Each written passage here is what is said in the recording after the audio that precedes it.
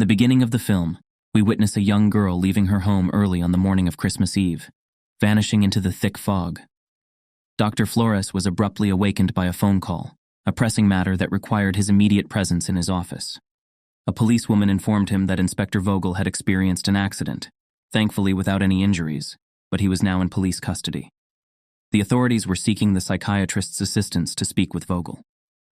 Dr. Flores didn't expect Inspector Vogel's return to their area, especially following the well-known case of the missing girl.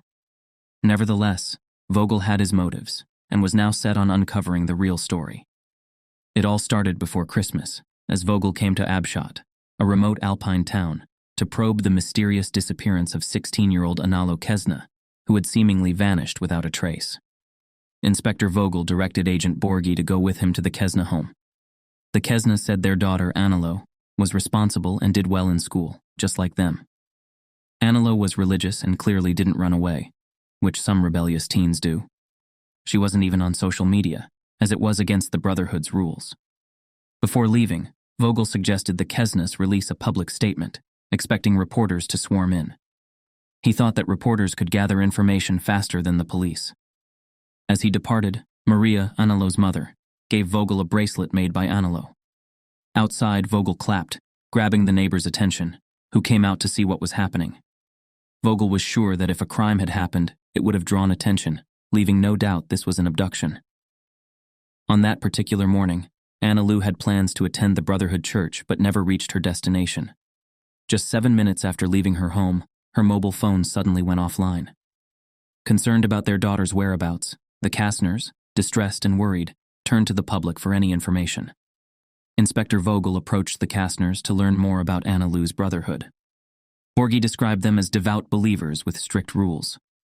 Since reporters closely watched the police, Vogel decided everyone should wear painter's suits, not their regular uniforms, to discreetly conduct their investigation. The headlines are buzzing with the disappearance of Analu. Inspector Vogel, a well-known detective with experience in high-profile cases, is leading the investigation. They've set up a temporary police station in a sports hall, and the team is working diligently. Inspector Vogel is keen on keeping the media's attention on this case. Mr. Kesna paid a visit to the inspector earlier today. He came in person to discuss a matter that's been troubling him. Maria, while cleaning the room, stumbled upon their daughter's diary. Analu had a close friend, Priscilla. In a candid moment, Bruno, Analu's father, admitted to finding Priscilla's number in his daughter's phone. He repeatedly called but stayed silent. Bruno couldn't explain his behavior. Inspector Vogel advised Mr. Kesna to move past the mysterious calls and reunite with his family. In the evening, Vogel crossed paths with Stella Honor, a well-known journalist who had recently arrived in Abshot. Vogel handed over Anna L's diary, noting that from the girl's entries, she appeared quite proper and never defied her parents' rules. It was clear that Anna suspected her mother was snooping in her diary, so there must be another one where she penned her true thoughts. Vogel struck a deal with Stella Honor. She'd create maximum case attention, and he'd share vital info. Anonymously, Stella left a toy kitten by the Kastner house, drawing a crowd praying for Analu. Police watched closely, thinking the culprit might appear. This happened often, and the perp might even take a souvenir. Agent Meyer became suspicious when he noticed a man taking photos in the area. Later on, a skateboarder picked up one of the toy kittens. However, Inspector Vogel ordered everyone to stay inactive for the time being. Vogel strongly believes that Analu went willingly with the person she knew personally, someone she trusted. This suggests that Analu might no longer be alive. At this point, the police's primary goal is to locate the criminal before any evidence of a tragedy emerges. Late in the evening, Vogel got a call from Borgi, who discovered that the skateboarder had a history of photographing couples in public areas. Currently, Mattia, the skateboarder, is under psychiatric evaluation. Vogel then called Stella, notifying her of an impending important development as pledged, granting her a 25-minute lead before potential rivals could act. On New Year's Eve, Vogel broke into Ma's house and stumbled upon a video on his laptop that featured Analo. When Mattia noticed the inspector's presence, he reassured him, expressing his intent to assist. Vogel promised Mattia that he'd receive the recognition he deserved if he led him to Analo. Mattia silently played the next video, revealing that he had been monitoring Analo for quite some time. A suspicious SUV appeared in the footage. Vogel told Dr. Flores that Ma's videos were crucial for discovering Analo's surveillance. At that moment, her fate appeared grim, and locals clung to distant culprit hope, but suspected evil in their midst. Previously, Professor Lori Martini emphasized evil as a key literary plot element. Priscilla later flirted with him and discussed her acting aspirations, learning he had a theater club background in college. Priscilla shared her contact info and proposed studying at her place. Loris, though, has a wife, Clea, dealing with job-related depression. Martini was returning late from planning a solo mountain hike. He found out about a missing schoolgirl from his wife, but claimed not to know Anna Lukesna, thinking she might have run away, a common teen problem. Clea noticed a hand injury on Loris and asked about it, which he brushed off as a minor scratch. The couple has a 16-year-old daughter, Monica, who's often on social media and conflicts with her parents over their recent move. Monica misses her old friends, leaving her feeling isolated. Loris understood the need for distance from Priscilla, but couldn't resist sending her a secret message, unknown to Clea. Clea shopped for their daughter's gift.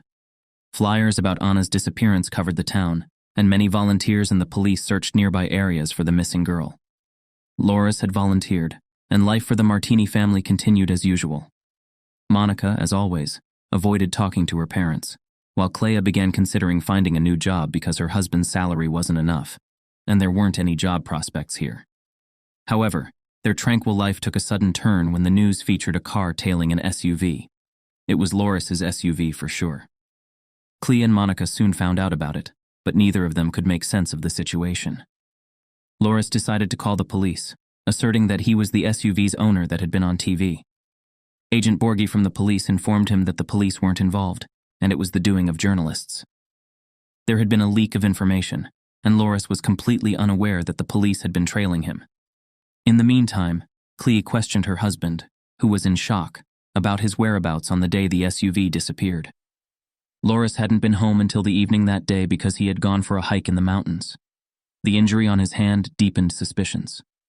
The Martini house was swarmed by a horde of reporters the next day, making it impossible for Loris to reach his car.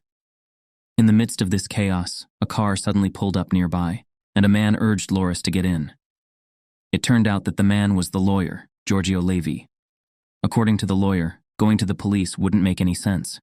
If the video held evidence, Lore would have been arrested a long time ago. The real problem lay with Inspector Vogel, who led the case but seemed uninterested in expert reports and conventional investigative methods. His modus operandi typically involved working through the media. Giorgio Levi was ready to assist, but Loris insisted on consulting with his wife before making any decisions. Giorgio provided Loris with a separate phone for communication, leaving Loris bewildered about the purpose of it all. Giorgio only hinted that things could get worse. The police addressed the media, with Inspector Vogel assuring them of their utmost efforts to locate Anau Stella. However, Stella Honer, driven solely by her own interests, provoked the inspector with questions, probing if he feared a repeat of his previous case. As the spouses deliberated on their course of action, they faced the dilemma of being unable to afford legal representation. Loris suggested his wife serve as his lawyer, but Clea objected due to her lack of criminal law knowledge. Shortly after, the police, led by Agent Borghi, arrived with a search warrant. Loris, realizing he was the prime suspect, didn't object to the collection of necessary samples. Experts inspected Loris's SUV, finding it recently cleaned except for some cat hair, with no DNA traces. Agent Borghi expressed concern to Vogel about Maria Kesna's mental state, as she couldn't fathom the schoolteacher's involvement in her daughter's disappearance. Vogel assured they were doing their utmost to solve the case. The couple consulted Giorgio Levi, wondering why Loris wasn't questioned. Giorgio explained Vogel's strategy to stall through the media. According to Giorgio, this wasn't the first time Vogel suspected an innocent person. In a prior case, a man spent 4 years in prison before his innocence was proven. Priscilla, who had seemed quite unassuming, appeared on television and tearfully claimed that Mr. Martini had messaged her, suggesting they meet. She delivered her lines with such convincing emotion. She was indeed a talented actress. Loris tried to reassure his wife that Priscilla was fabricating the story. He had only wanted to provide acting lessons, nothing more. Unbeknownst to the couple, their home was riddled with listening devices, as Vogel had been eavesdropping on them all along. Clea believed in her husband's innocence, but felt it was unfair that their daughter was suffering. Thus, Clea decided to take Monica and leave. Loris found himself alone in their now empty house. That very evening, Giorgio Levi arranged a meeting for him with a journalist, Stella Honer, who knew everything about Loris's life, including the recent marital infidelity that had prompted their move to Avat, in the hopes of rejuvenating their relationship. Now, everyone regarded Loris as a monster, and he seemed incapable of saving himself. However, an interview with him was highly sought after, with Stella eager to secure it. Loris, though, made it clear that he wouldn't exploit his family's tragedy for financial gain, even if the argument that the money would be helpful didn't sway him. Vogel continued to receive anonymous messages asserting Loris's innocence. Vogel contacted Stella, suspecting her involvement, but she firmly denied sending incriminating messages. Loris faced a severe decline in trust, with no one, not even his family, believing his innocence. At their meeting, away from surveillance, Vogel gave Loris a chance to prove his innocence. Vogel's primary concern was Loris's lack of an alibi for the disappearance day, along with doubts about the suspicious hand wound. The intrigue deepened with cat hair found inside Loris's pet-free SUV. A stray cat had been spotted near the Kesna house before the disappearance, and a bracelet indicated Analo's care for the animal. It seemed the criminal used the cat as bait. Vogel believed finding this cat would be solid evidence of Loris's guilt. Before parting ways, Loris left the inspector with a thought: the gravest sin is vanity. As Loris crossed paths with Mr. Kesna on the street, the two men passed each other silently, leaving Loris uncertain about how to proceed. Suddenly, police cars sped down a remote road, and they discovered a backpack belonging to the missing Analo. Despite the mounting challenges and suspicions, Loris had not been fired and continued to teach at the school. Patricia and Mattia, both students in his class, bore witness to his predicament. Inspector Vogel interrupted the class, asking the students not to pay attention to him as he observed Loris Martini. At one point, he applauded the lesson's quality and discreetly mentioned finding Anna L's backpack. If the DNA matched Loris's, it could be problematic. The psychiatrist suspected Vogel might have manipulated evidence to incriminate Loris. Vogel simply commented that justice was of little concern to anyone. After Loris Martini's arrest, Vogel intended to leave Abshot. However, he got another anonymous message, leading to an immediate call. The woman introduced herself as Beatrice Lehman, a journalist, and said she had solid evidence of Loris Martini's innocence. Beatrice encouraged Vogel to look up "Man in the Fog" online. Vogel found a missing persons report for C.A. Hillman from 30 years ago. In a meeting, Beatrice shared her lifelong commitment to the Caddy Hillman case and linked the recent girl's disappearance to 5 similar cases in a wide area. She believed there was a common obsession, with all these girls taken by the elusive man in the fog, indicating Loris Martini's innocence. On the day of Analo Kesna's disappearance, Beatrix received a package, and inside was the girl's diary. Vogel asked Beatrix what she wanted in return, and she made it clear that all she wanted was justice. Vogel carefully read through the diary and discovered that Analo had met a nice guy named Oliver during a seaside vacation and had fallen in love. In a gesture of affection for Oliver, she had drawn the letter O on her wrist with a pen. Among the diary's contents, Vogel found a photo meant for him, depicting a cross in the woods. Vogel made his way to the location depicted in the photo and began digging. Despite hearing footsteps nearby, he persisted in his excavation until he unearthed a package containing a cassette. On the video, Vogel saw a person in a concealed suit, with Analo sitting in the background, appearing to be under the influence of substances. What he witnessed on that video left Vogel in shock. Understanding the location of the video, Vogel went there with the intention of destroying the cassette, but a strange sound distracted him. Suddenly, a group of journalists stormed into the building, and Stella accused the inspector of attempting to destroy evidence. In the present, Vogel admitted to Dr. Flores that he had been naive in trusting Beatrice, who handed him over to Stella Honer as a form of payback for the years of humiliation she endured when nobody believed in the man in the fog. Vogel also revealed that Analo's story had awakened compassion in him for the first time. Dr. Flores recognized that the current turn of events wasn't a coincidence, and Vogel openly stated he had returned to Avat for justice. Loris's reputation was restored, and journalists sought interviews. Importantly, his wife and daughter returned to him.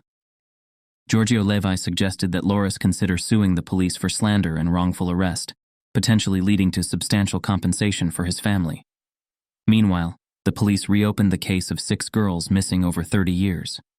Agent Borghi's interview revealed Vogel's need to leave town due to his vanity. The police followed a false lead in lost time. Vogel met with Stella, handing her a diary despite their disputes and competition.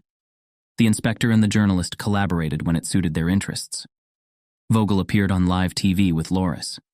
He noticed the O on Loris's wrist, realizing Lori Martini was their true target, and the man in the fog wasn't involved. Initially, Lori had intentionally deceived Vogel, knowing his reputation.